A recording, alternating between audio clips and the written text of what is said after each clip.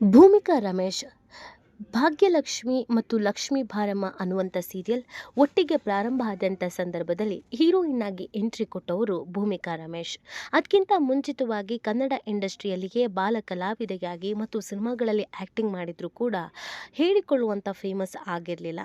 ಆದರೆ ಯಾವಾಗ ಲಕ್ಷ್ಮೀ ಭಾರಮ್ಮ ಸೀರಿಯಲ್ನಲ್ಲಿ ಹೀರೋಯಿನ್ ಆಗಿ ಎಂಟ್ರಿ ಕೊಟ್ಟರು, ಪ್ರತಿ ಮನೆಗೂ ತಲುಪೋಕೆ ಶುರುವಾದ್ರು. ಆಗಿನಿಂದ ಸಿಕ್ಕಾಬಟ್ಟೆ ಫೇಮಸ್ ಆಗಿದ್ದಾರೆ ನಮ್ಮ ಲಕ್ಷ್ಮೀ ಭಾರಮ್ಮ ಸೀರಿಯಲ್ನ ಲಕ್ಷ್ಮಿ ಭೂಮಿಕಾ ರಮೇಶ್. ಹೌದು, ಭೂಮಿಕಾ ರಮೇಶ್ ಇದೀಗ ಒಂದು ವಿಚಾರವನ್ನು ಹೇಳ್ಕೊಂಡಿದ್ದಾರೆ.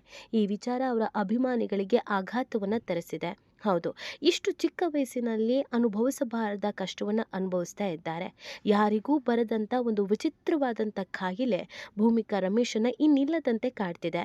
ಹಾಗಿದ್ರೆ ಭೂಮಿಕಾ ರಮೇಶ್ ಅವರನ್ನು ಕಾಡ್ತಾ ಇರುವಂಥ ಆ ಕಾಯಿಲೆ ಯಾವುದು? ಅದಕ್ಕೆ ಟ್ರೀಟ್ಮೆಂಟ್ ಅನ್ನೋದು ಇದೆಯಾ? ಸದ್ಯ ಟ್ರೀಟ್ಮೆಂಟ್ ತೆಗೆದುಕೊಳ್ತಿದ್ದಾರಾ?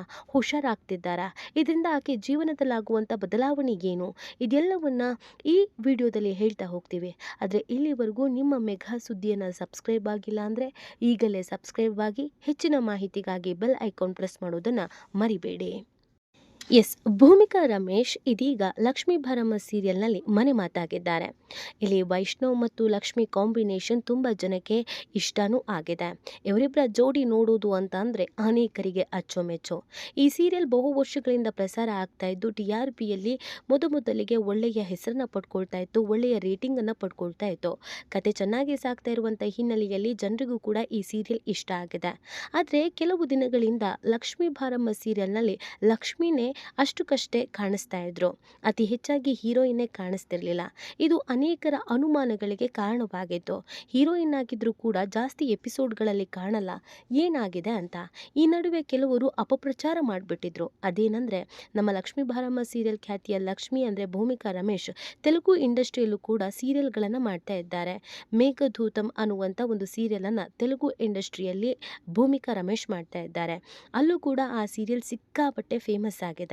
ಅಲ್ಲಿ ಈಗ ಆಲ್ರೆಡಿ ಭೂಮಿ ಅವರ ಆ್ಯಕ್ಟಿಂಗಿಗೆ ಜನ ಮನಸೋತಿದ್ದು ಈಗಾಗಲೇ ಇವರಿಗೆ ಅವಾರ್ಡ್ಗಳು ಕೂಡ ಬಂದಿದೆ. ಮೇಘ ಸಂದೇಶಂ ಸೀರಿಯಲ್ ಕೂಡ ಯಶಸ್ವಿಯಾಗಿ ಮುನ್ನುಗ್ತಾ ಇದ್ದು ತೆಲುಗು ಇಂಡಸ್ಟ್ರಿಯಲ್ಲಿ ಈ ಸೀರಿಯಲ್ ತನ್ನದೇ ರೀತಿಯಾದಂಥ ಛಾಪು ಮೂಡಿದೆ. ಆ ಕಾರಣಕ್ಕಾಗಿ ಅನೇಕರು ತೆಲುಗು ಇಂಡಸ್ಟ್ರಿಗೆ ಹೋದ್ಮೇಲೆ ಕತೆ ಮುಗಿತು, ಕನ್ನಡನ ಮರೆತು ಬಿಡ್ತಾರೆ, ಹತ್ತಿದ ಏಣಿಯನ್ನು ಒದ್ದು ಬಿಡ್ತಾರೆ. ಭೂಮಿ ವಿಚಾರದಲ್ಲಿ ಆಗಿರೋದು ಕೂಡ ಅದೇ. ಮೊದಲಿಗೆ ಕನ್ನಡದಲ್ಲಿ ಮಾತ್ರ ಅವಕಾಶ ಸಿಕ್ಕಿತ್ತು ಲಕ್ಷ್ಮೀ ಭಾರಮ್ಮ ಸೀರಿಯಲ್ನಲ್ಲಿ. ಅದಕ್ಕೇ ಇಲ್ಲಿ ಎಲ್ಲ ದಿನದ ಆ್ಯಕ್ಟಿಂಗನ್ನು, ಎಲ್ಲ ದಿನದ ಎಪಿಸೋಡ್ಗಳನ್ನು ಮಾಡ್ತಾ ಇದ್ರು. ಆದರೆ ಯಾವಾಗ ತೆಲುಗುವಿನಲ್ಲಿ ಆಫರ್ ಬಂತೋ, ತೆಲುಗು ಇಂಡಸ್ಟ್ರಿಗೆ ಜಿಗಿದ್ರು, ಕನ್ನಡದ ಮೇಲೆ ತಾತ್ಸಾರ ಶುರುವಾಗಿದೆ. ಅದಕ್ಕೆ ಕನ್ನಡ ಇಂಡಸ್ಟ್ರಿಗೆ ನಿಧಾನವಾಗಿ ಗುಡ್ ಬೈ ಹೇಳ್ತಾ ಇದ್ದಾರೆ. ಇನ್ನೇನು ಕೆಲವೇ ದಿನಗಳಲ್ಲಿ ಲಕ್ಷ್ಮೀ ಭಾರಮ್ಮ ಸೀರಿಯಲ್ನಿಂದ ಕೂಡ ಹೊರಗೆ ನಡೀತಾರೆ ಅಂತ ಅನೇಕರು ಸುದ್ದಿ ಮಾಡಿದ್ರು. ಸೊ ಈ ಸುದ್ದಿ ನಿಜವಾಗ್ಲೂ ಲಕ್ಷ್ಮಿ ಅವರಿಗೂ ಕೂಡ ಬೇಸರ ತರಿಸಿತ್ತು. ಅಂದರೆ ನಮ್ಮ ಲಕ್ಷ್ಮಿ ಈ ರೀತಿಯಾಗಿ ಕನ್ನಡವನ್ನು ತಾತ್ಸಾರವಾಗಿ ಮಾಡ್ತಾ ಇದ್ದಾರಾ, ಅವಕಾಶ ಕೊಟ್ಟಂಥ ಕನ್ನಡ ಸಿನಿಮಾದಿಂದನೇ ಅಥವಾ ಸೀರಿಯಲ್ನಿಂದನೇ ದೂರ ಉಳಿಯುವಂತಹ ಕೆಲಸವನ್ನು ಭೂಮಿಕಾ ರಮೇಶ್ ಕೂಡ ಮಾಡ್ತಾ ಇದ್ದಾರಾ ಅನ್ನುವಂಥ ಒಂದು ಅನುಮಾನ ಹುಟ್ಕೊಂಡಿತ್ತು. ಇನ್ನು ಕೆಲವರು ಇದಕ್ಕೆ ಚೀಮಾರಿ ಹಾಕೋದಕ್ಕೆ ಕೂಡ ಶುರು ಮಾಡಿದರು, ಟ್ರೋಲ್ ಮಾಡೋದಕ್ಕೂ ಕೂಡ ಶುರು ಮಾಡಿದರು. ಇದೆಲ್ಲದರ ಬಗ್ಗೆ ಭೂಮಿಕಾ ರಮೇಶ್ ಮುಕ್ತವಾಗಿ ಮಾತನಾಡಿದ್ದಾರೆ. ಕೆಲವರು ನನಗೇನು ಕಾಯಿಲೆ ಇದೆ ಅನ್ನೋದು ಗೊತ್ತಿಲ್ಲದೇನೆ ನನ್ನ ಬಗ್ಗೆ ಟ್ರೋಲ್ ಮಾಡಿದ್ರು, ಕನ್ನಡವನ್ನು ನಾನು ಮರಿತಾ ಇದ್ದೀನಿ, ಹತ್ತಿದ ಏಣಿಯನ್ನು ಒದಿತಾ ಇದ್ದೀನಿ ಅನ್ನೋದೆಲ್ಲವನ್ನ ಹೇಳಿದ್ರು. ನಿಜವಾಗ್ಲೂ ಈ ವಿಚಾರವನ್ನು ಕೇಳಿದಾಗ ನನಗೆ ಬೇಸರ ಆಯಿತು. ತುಂಬ ಜನಕ್ಕೆ ಗೊತ್ತಿಲ್ಲ ನಾನೊಂದು ಸಮಸ್ಯೆಯಿಂದ ಬಳಲುತ್ತಿದ್ದೇನೆ. ಆರೋಗ್ಯ ಸಮಸ್ಯೆ ಅನ್ನೋದು ಇನ್ನಿಲ್ಲದಂತೆ ಕಾಡ್ತಾ ಇದೆ. ಈ ಕಾರಣಕ್ಕಾಗಿ ನಾನು ಆ್ಯಕ್ಟಿಂಗ್ ಮಾಡೋದಕ್ಕೆ ಸ್ವಲ್ಪ ಕಷ್ಟ ಆಯಿತು. ಹಾಗಾಗಿನೇ ಲಕ್ಷ್ಮೀ ಭಾರಮ್ಮ ಸೀರಿಯಲಿಂದ ಕೆಲವು ದಿನಗಳ ಕಾಲ ನಾನು ಬ್ರೇಕನ್ನು ತೆಗೆದುಕೊಂಡಿದ್ದೆ. ಆದರೆ ಕೆಲವರು ಇದನ್ನೇ ಅಪಪ್ರಚಾರ ಮಾಡಿ ನೋಡಿ ನನಗೆ ಬೇಸರ ಆಗುವಂತೆ ಆಯಿತು. ಹೌದು, ಕೆಲವು ದಿನಗಳ ಹಿಂದೆ ಲಕ್ಷ್ಮೀ ಭಾರಮ್ಮ ಶೂಟಿಂಗ್ನಲ್ಲಿ ಲಕ್ಷ್ಮಿ ಕಾಣಿಸ್ಕೊಳ್ತಾ ಇರಲಿಲ್ಲ. ಅಂದರೆ ಭೂಮಿಕಾ ರಮೇಶ್ ನಾಪತ್ತೆಯಾಗಿದ್ದರು. ಕೆಲವು ದಿನದ ಗ್ಯಾಪ್ನ ನಂತರ ಭೂಮಿಕಾ ರಮೇಶ್ ಅವರು ಕನ್ನಡಕ ತೊಟ್ಟು ಶೂಟಿಂಗಲ್ಲಿ ಭಾಗಿಯಾಗಿದ್ದರು. ಎಲ್ಲರೂ ಇದೇನಪ್ಪ ವಿಚಿತ್ರ, ಲಕ್ಷ್ಮಿ ಸುಮಾರು ದಿನ ಆದಮೇಲೆ ಬಂದರು, ಅದರಲ್ಲೂ ಕನ್ನಡಕ ಹಾಕ್ಕೊಂಡು ಬರ್ತಾ ಇದ್ದಾರೆ, ಇದೇನು ಕ್ಯಾರೆಕ್ಟರ್ನೇ ಚೇಂಜ್ ಮಾಡಿದ್ರೆ ಏನು ಕತೆ ಅಂತ ಕೆಲವರು ಪ್ರಶ್ನೆ ಮಾಡ್ತಾಯಿದ್ರು. ಆದರೆ ಅದೆಲ್ಲದಕ್ಕೂ ಈಗ ಉತ್ತರವನ್ನು ಕೊಟ್ಟಿದ್ದಾರೆ ಭೂಮಿಕಾ ರಮೇಶ್ ಅವರು. ಹೌದು, ಭೂಮಿಕಾ ಹೇಳೋ ಪ್ರಕಾರ ಅವರಿಗೆ ಒಂದು ವಿಚಿತ್ರವಾದಂಥ ಕಾಯಿಲೆ ಕಾಣಿಸ್ಕೊಂಡಿತ್ತಂತೆ. ಕೆಲವು ತಿಂಗಳ ಹಿಂದೆ ಅವರು ಕಣ್ಣು ವಿಪರೀತವಾಗಿ ನೋವ್ತಾ ಇತ್ತಂತೆ. ಕಣ್ಣು ಯಾಕೋ ವಿಪರೀತವಾಗಿ ನೋವ್ತಾ ಇದೆ, ಸ್ವಲ್ಪ ಹೊತ್ತು ರೆಸ್ಟ್ ಮಾಡೋಣ ಅಂತ ಎರಡು ಕಣ್ಣಿಗೂ ಕಾಟನ್ಗಳನ್ನು ಇಟ್ಕೊಂಡು ನೀರು ಸ್ಪ್ರೇ ಮಾಡಿ ಸ್ವಲ್ಪ ಹೊತ್ತು ರೆಸ್ಟ್ ಮಾಡಿದ್ದಾರೆ, ಕಣ್ಣಿಗೆ ಸ್ವಲ್ಪ ರಿಲ್ಯಾಕ್ಸ್ ಆಗಲಿ ಅಂತ.